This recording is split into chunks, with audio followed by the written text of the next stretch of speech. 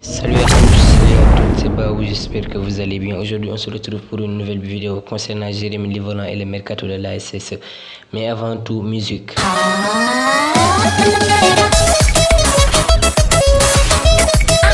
Une triste nouvelle, mais qui n'est pas aussi surprenante, les gars. On ne gagne jamais une bataille pour un joueur. Nos dirigeants sont incompétents. Franchement parlant, ils sont incompétents. Comment peut-on monter sans sortir le chéquier? On n'arrive pas à recruter des joueurs d'une valeur marchande très importante. On n'arrive pas à concurrencer avec les Girondins de Bordeaux qui sont un concurrent direct pour la montée. C'est grave ça. Pour être honnête, je serais très surpris de voir mon équipe ou notre équipe qui est l'ASSE de monter cette saison avec un tel mercato, même si on a recruté Gaëtan Charbonnier et la levée d'options d'achat de Nice Nkunku, de Mathieu Cafaro et la venue très récente de Dylan Batou Bensika, mais c'est très insuffisant. La charnière ne rassure pas, la défense, notamment Anthony Briançon, notre capitaine, ne rassure pas. On l'a vu le match précédent contre Clermont Foot. Notre capitaine ne rassure pas. On n'a pas de bons milieux défensifs, les gars. Le secteur défensif doit être le chantier dans ce mercato d'été. On n'a pas de bons milieux défensifs, à part Ayman Mouefek. Fomba est bon, mais il n'est pas technique, ça il faut le dire. On n'a pas aussi un milieu offensif et un doublure de Nice Nkunku s'il va rester. On ne sait pas si Nkunku va rester ou pas. Ça aussi, c'est un point d'interrogation. L'avenir de Nice Nkunku. Pour l'attaque, on n'a pas une si mauvaise attaque avec Gaëtan Charbonnier, Ibrahim Sissoko et Ibrahim Wadji. Et aussi, pourquoi pas Karim Cissé. Et comme piston, on aura Antoine Gauthier, que je trouve très intéressant. Il est très intéressant, ce jeune Antoine Gauthier. Mais rien de tout ça, les dirigeants font comme si notre équipe était une très bonne.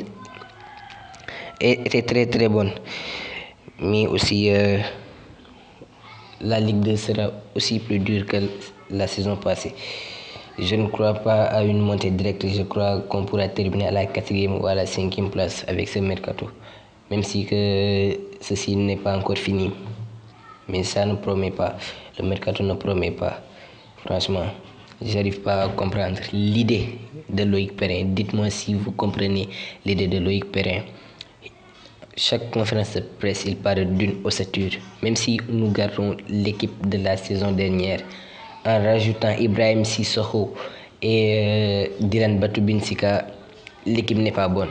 On l'a vu, on a reçu une claque contre Metz, un concurrent direct, à domicile. L'équipe n'est pas bonne, l'équipe n'est pas bien armée pour jouer la montée. Ça, c'est clair. On n'a pas une bonne défense. Seydou Sow, son avenir n'est pas certain dans le Forez.